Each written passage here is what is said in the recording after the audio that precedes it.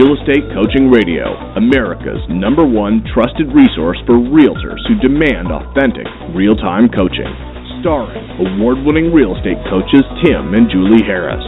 Get ready for unfiltered, full-strength honesty about what is truly working to get you into action and make you money in this new real estate boom.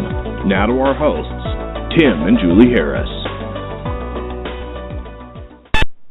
Welcome back to Real Estate Coaching Radio. We are your humble hosts, Tim and Julie Harris, broadcasting live from lovely, always lovely, Austin, Texas.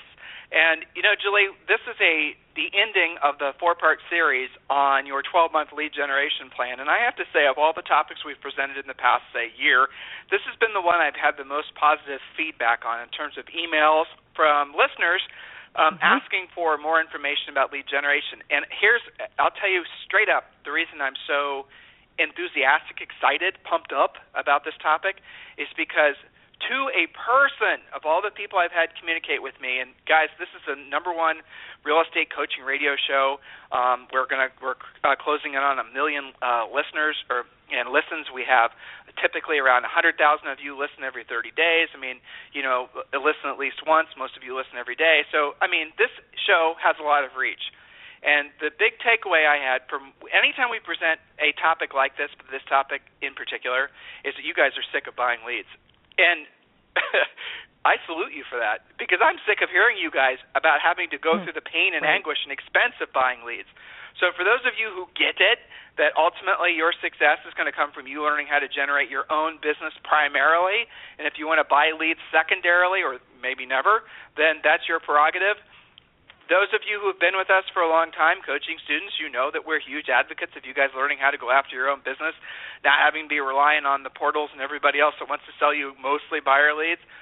That is where the money will always be in this business. The rest of you who are constantly chasing the rabbit of, you know, I'm going to buy a buyer lead or buy a seller lead, you guys will forever and ever never have the level of success that those agents out there who embrace the fact that this business is about learning how to generate their own leads and having those leads be primarily listing leads. And that's what makes this topic in particular so exciting, because one of the things that we want all of you to do is have the mindset that a successful real estate business, any successful business, by the way, is built on having at least 7 different proven lead generation sources. And the analogy we use, going back to the show that we did 3 shows ago, is that it's like a bicycle wheel, right? So the bicycle wheel, the more spokes it has, the stronger the wheel is. Most of you guys are rolling around on 1 spoke, maybe 1.5 spokes.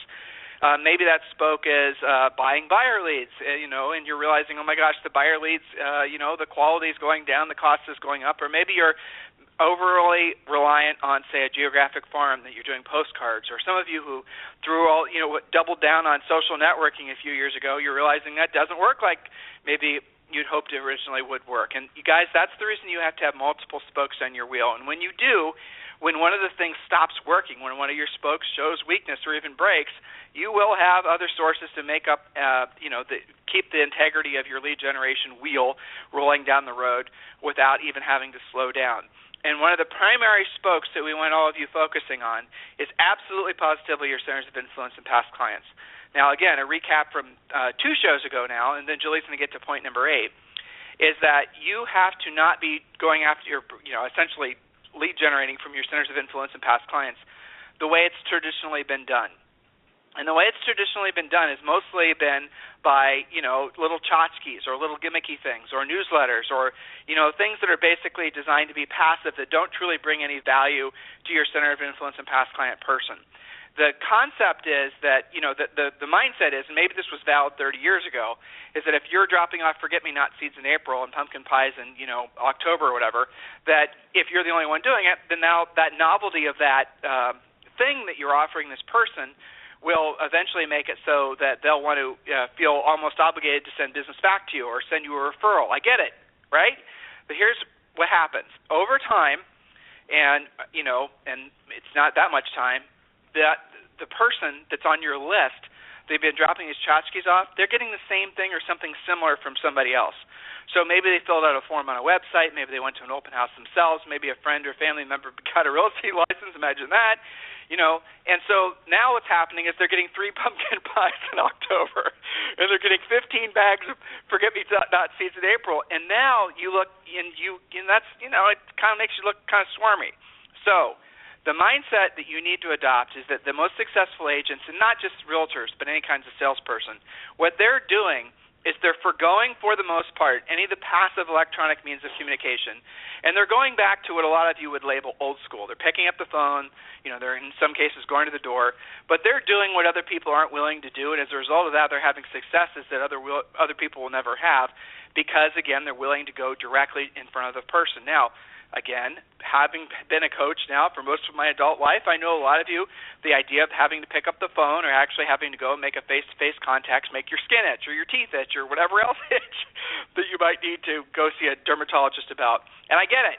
So what we are doing for you is we're telling you and giving you some specific ideas, and you guys can adopt these however you'd like, so that when you are thinking about calling that center of influence and past client, when you're thinking about picking up that phone, when you're thinking about knocking on the door, you're enthusiastic about it because you know they're going to warmly receive whatever it is that you have to offer. Why? Because simply for the fact that it is of tremendous value to them. Now, we've already gone through, I think, the first 7 months, Miss Julie? Yes, that's right.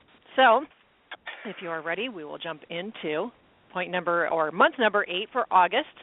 So August is kind of a lost month for some of you by design, some of you by mistake. Either the kids in your marketplace have just gone back to school or they're getting ready to go back to school. People are sneaking in the last of their summer vacations. It's just a weird month for a lot of you. We know that from hundreds of thousands, probably millions at this point, of coaching calls, not to mention from our own real estate practice. So we're keeping August kind of light because of that. And August should be your month of Open House Fest, for lack of a better word. Hold all of your listings open on the same weekend. Utilize our open house strategies. If you're a coaching client, we have a whole section on that. Enlist your team, your agent, friends, etc., to have a tour of homes type of a feel to your open house weekend. Raffle off gift certificates to your most popular restaurants, which incidentally gets them to sign in without you strong-arming them. Have little raffle tickets that go into a big fishbowl where they get the gift certificate to the restaurant. Then you have all their contact information because guess what? If they're going to win that, they have to give you their phone number. That's been working brilliantly for our coaching clients. Your open house weekend should consist of the following: 10 directional signs for each home. Now, if you've got 2 listings on the same street, use your brain and, maybe you don't need to have 20 signs. But generally, we recommend 10 directional signs for each home. Door knocking and invitation to the neighborhood on the day before the open house.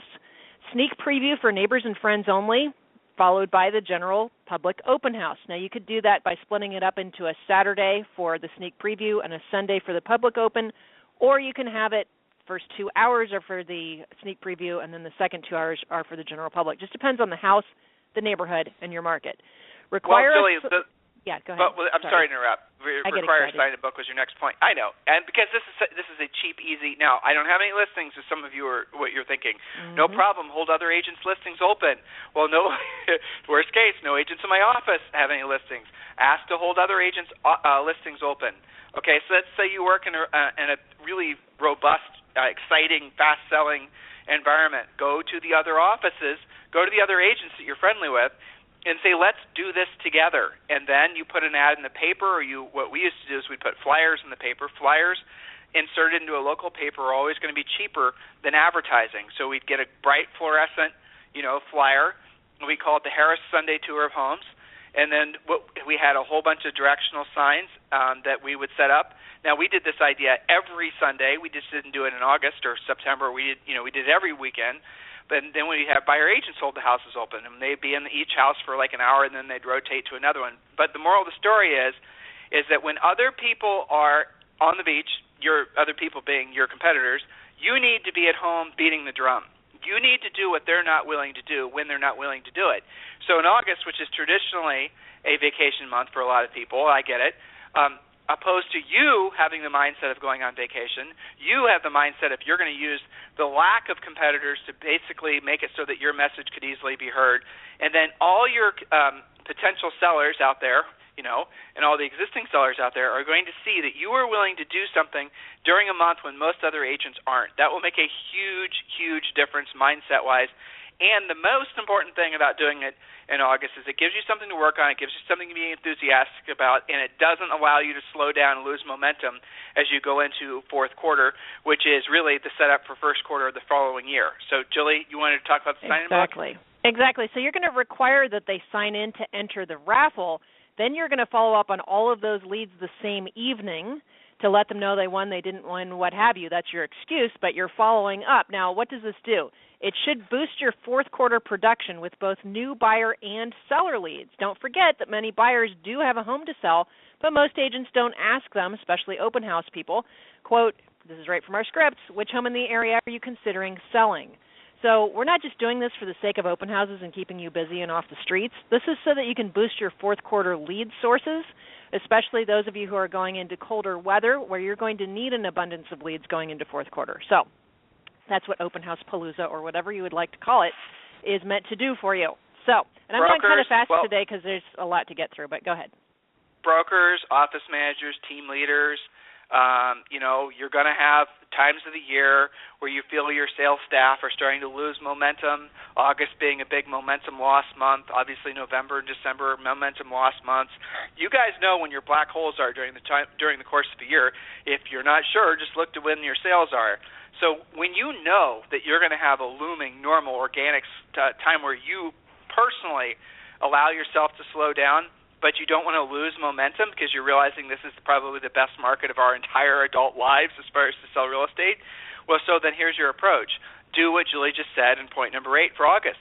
And if you, for example, know that you have normal slowdowns maybe at the middle of every month, so what you start doing is you start doing Open House Palooza the second weekend of every month. That just becomes one of your things. The more activity that you do, the more you are in action, the more results you're going to get. There's a 100% undeniable direct correlation between your effort and your results, and you know it. And by the way, guys, be really, really clear. Sending a bunch of emails, meticulously organizing your database to send a bunch of emails, doing a bunch of online lead generation is not the same of what we're talking about. Now, we're not saying don't do those other things, but we're saying do the other things that don't cost you any money that are ultimately more effective first, because then you'll have more money to spend on some of the other things. Make sense? Julie, let's talk about point number 9, or September. Yes, and I put this as September/October because this is kind of involved. This can become a very big event, and it does take some planning. It's also one of my all-time favorite events, and of all the things that we ever did, probably the one that I still hear the most about. So what is it? Well, it's Pumpkin Fest. Host your Pumpkin Fest at your home, your neighborhood clubhouse, depending on how you're set up, the school, the library, or rec center.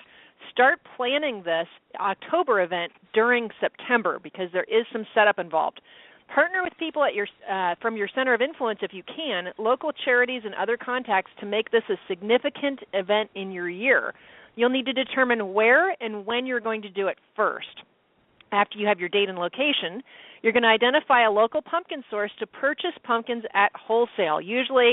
Typically, they're about $2.50 a piece, and you sell them retail for about $5 so that you're not more than the grocery store pumpkins.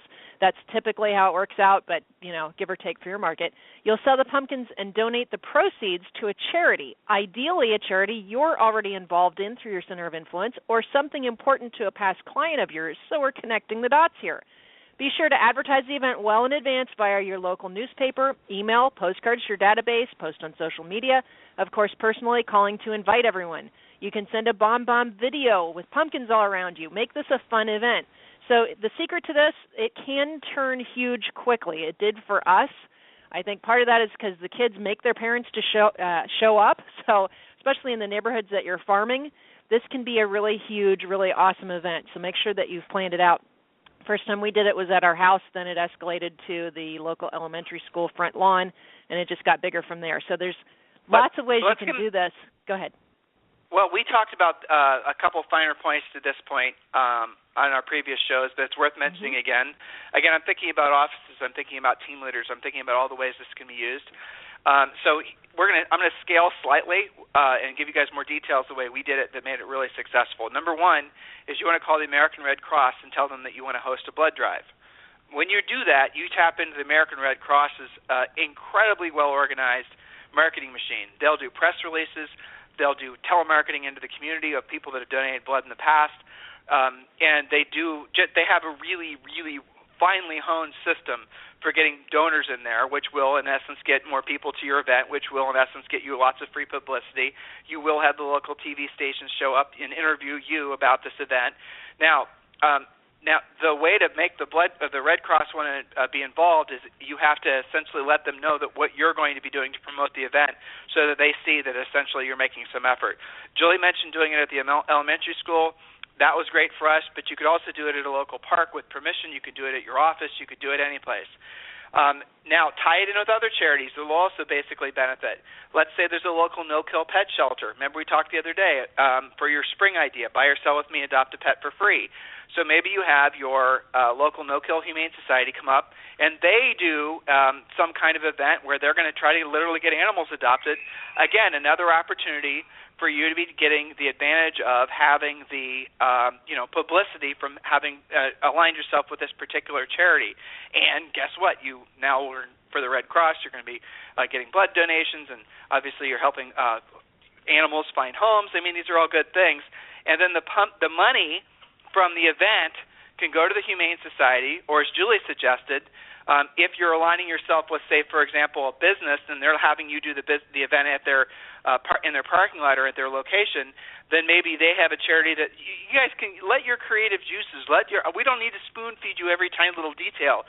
We're giving you guys the ingredients, and a lot of you are elegant bakers, and you're going to come up with the most beautiful thing ever created or ever. You're going to take our ideas and you're going to make them a million times better, and we want you to share with us the success you have from this.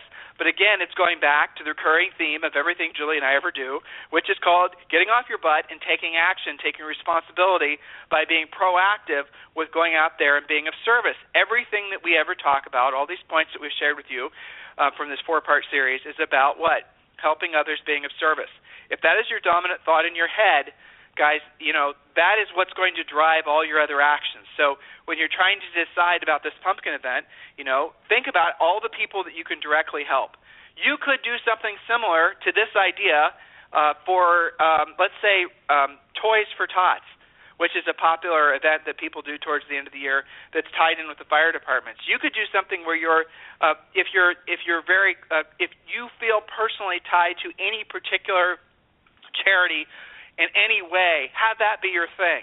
If there's something that comes up, Julie and I did when we sold real estate. Now, this was a couple decades ago, but when we sold real estate after September 11th, we did an event at our house that was hugely more successful than we possibly could imagine.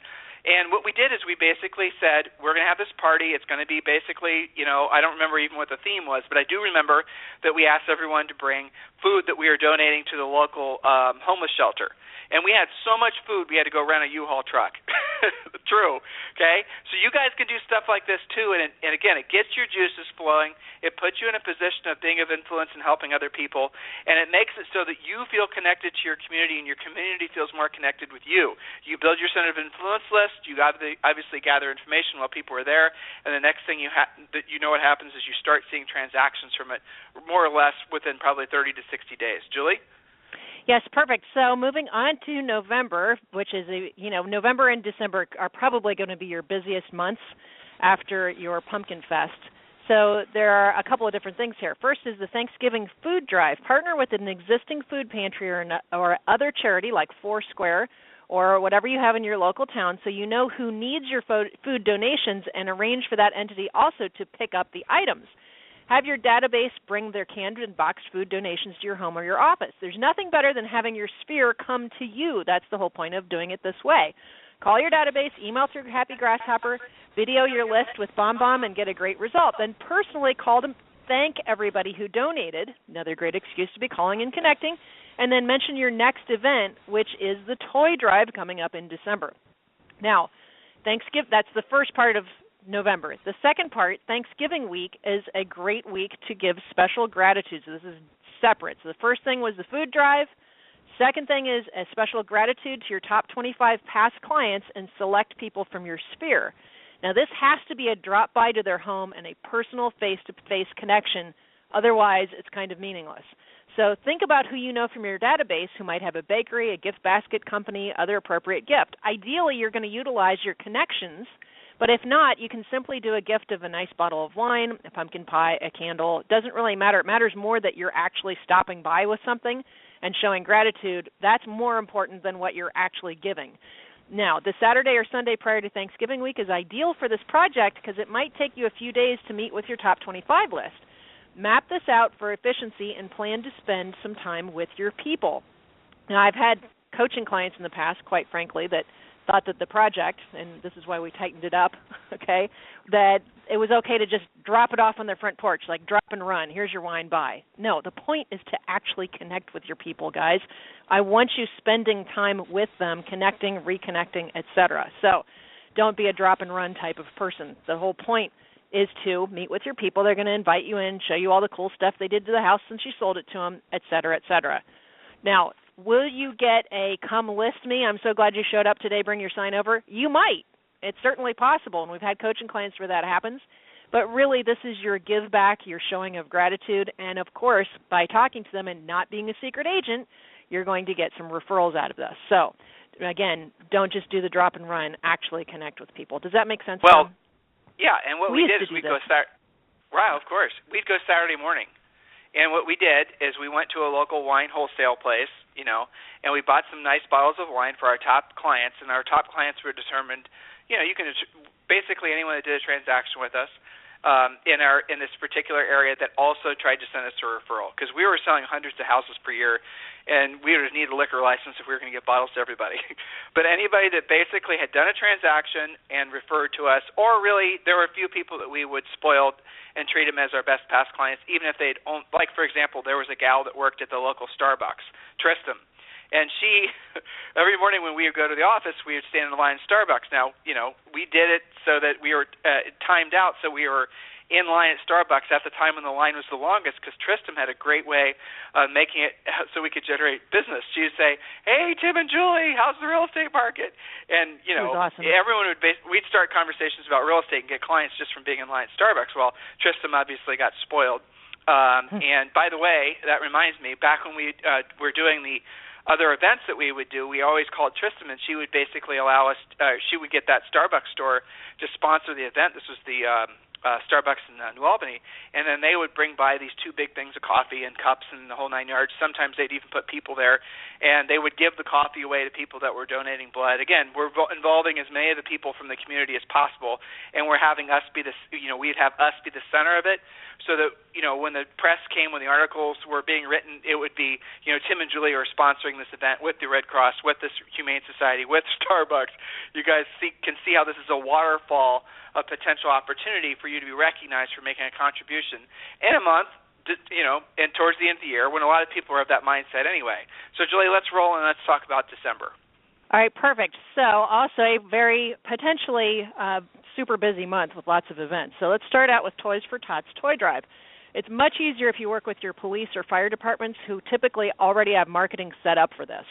Sponsor their event by collecting for their charity at your office, your home, open houses, etc. You decide how you're going to do it, but since it's already being marketed, it's nice for you to just sponsor that versus having to put it together yourself. So you can personally call to invite your people to donate toys. Send a bomb video to do your video actually from the firehouse or the police headquarters so you can promote the event. Make it fun. Again, the point is for your people to show up. You're going to get them to come to you. So Toys for Tots, very easy to do. Also, clearly giving back to the community, etc. So that's part of December. Now, the next one is a really fun, easy, inexpensive thing to do. And we did a big push with our coaching clients last year on this, and everybody had really great results. They were posting, from their offices. They were doing the project on Facebook, etc. Really fun. So we call this the wrapping paper project for the top 25 list, possibly more depending on your time and your budget. So start with your top 25 list, probably the people that you already did your Thanksgiving project with, and then you can expand if you would like to. Some people actually door knocked with this to their farm area, so this can be as big or as small as you want, but here's the project. Purchase inexpensive wrapping paper and gift tags. Now, by December, it's all going to be on sale. You'll need a hole punch and some ribbon. You're going to print a little message saying, "Friends, don't let friends get wrapped up with the wrong agent. Who do you know who could use my help buying or selling real estate?" Get it? Wrapping paper, friends don't let friends get wrapped up with the wrong agent. And quote, stick with me for your little gift tag stickers. So you're going to tie your business card, your messages, a sheet of gift stickers to your wrapping paper. You're going to punch a hole in it, tie it with ribbon, and then you drop off each of these wrapping paper rolls to your top 25 list. Some of our coaching clients have used this project in the past. I got it. Yeah. Your phone's breaking up a little bit. Okay, so the bottom line is when you again load your trunk with these rolls of wrapping paper and go around and give out if anything and everything is going to put you in front of your past clients and your centers of influence. That's really the main thing here. In December, there's a lot of other things you can do too. For example, you could do a past client appreciation party. At a local movie theater, the movie theater that you rent out a just single, for like Saturday afternoon, doesn't cost very much money. And then whatever the local kids, there's always a holiday feel-good kids movie, right? So whatever the holiday feel-good kid movie is, have that be the movie that's featured. Julie mentioned the Toys for Tots thing. That's something we have a lot of passion for. I don't know if you guys have ever researched, but that's just incredible. The Toys for Tots thing is definitely something that you want to involve yourself in. Now, the cool thing is that normally you drop the presents off at your local fire station. Well, you can also have the firefighters, again, thinking big, giving you guys the seeds of hopefully some great ideas. You can have the local fire department come to you with their fire trucks, thus creating even more of an event. So if you wanted to do a neighborhood event where you're going to do a Toys for Tots, your house is on a particular Saturday is going to be the dropping point, and you're going to have a surprise of the local fire guys show up with their big fire trucks. The kids are going to love that. Please take these ideas seriously, guys. Again, twofold. Obviously, you're benefiting other people. You're helping other people. That is really what your mantra of life should be, being of service to others. So there's the primary motivation behind a lot of these ideas. But the secondary motivation is if you're constantly out there once a month, every single month, and you're making phone calls and you're going and you're doing things that you're excited and proud of to be contributing to the community, you're going to break through a lot of the mindset issues that some of you have that do cause you to have ups and downs in your income. You're going to feel excited and proud to be an agent. You're going to feel excited and proud to have the opportunity to make a contribution to your community primarily, but obviously overall to the real estate industry. You're going to set the bar for the other agents to follow when they see that you continuously are out there trying to help. That really is what we are in this real estate industry. We're not takers. At least that's not what you should be. The best agents are the givers. They're the contributors. They're always there to help, always there to be of service. You know what I'm saying is true. So do you become that person by following some of these ideas? Now, coaching clients, obviously we drill down a lot more, and we give you guys more specific over-the-phone scripts and things of that nature. These past few shows were just mostly about exposing you to the concepts of how you can go about being in front of your centers of influence and past clients. Some of you that are financially maybe a little bit short of wanting to do some of these more expensive ideas, well, then scale them down and do them so they don't have any cost, or get some local businesses to contribute, or go to your broker and say, let's do this as an office. You guys can do this in a million different ways. Please don't follow the pattern as most brokers do and most agents do, where you just assume, it's going to be slow, as soon as kids go back to school, so, we're going to start running, half-time hours. It amazes me, and you guys have been in the business for long enough, most of you, you've seen this too. As soon as it's about October 31st, around Halloween, you drive past any major real estate office, and there's like nobody in the office. And in a lot of markets, real estate offices go to like part-time hours. What message are you sending to potential sellers that you guys are basically on holiday hours? Come on, you've checked out, all right? So if there's anything, it's time for us to check out. If there's anything we can be doing for you at any time, please request a free coaching call at freecoachingcallsforagents.com, freecoachingcallsforagents.com. Guys, hopefully you can pick up that we love helping you. We absolutely, positively, we have to remind ourselves that we know ultimately when we're talking to 100,000 people, let's say, on the radio show who will eventually listen to this, we know that not all of you are going to get it. We get it. We accept that. That's okay. We know ultimately we're being really effective with our mission in life of being of service to others if we effectively reach 10% of you. Now, am I happy with that? No, of course not. I'd love for all of you to have it resonate within you that you're here to be of service to others, that your highest and best use on this planet is helping others. I'd love it if all of you got that. That would be incredible. But not all of you are ready or willing for that message. So that the 10% of you that do get it, that are ready for it, that are absolutely positively in harmony with what we're saying and how we're saying it, please set the bar for your community. You be the leader. In this time, in this economy, and at this time of year, and all the rest of it, we need leaders, and that's going to be you. So if you're having our message resonate with you, it's because it's time for you to step your game up. You be motivated. You be the leader. You essentially get other people into action and to embrace what a truly incredible opportunity this industry is. If there's ever anything we can be doing for you, you always have us just one click away at freecoachingcallsforagents.com, freecoachingcallsforagents.com. Please reach out anytime you need help, freecoachingcallsforagents.com. Thanks, and have a fantastic day, and we'll talk with you on the radio tomorrow.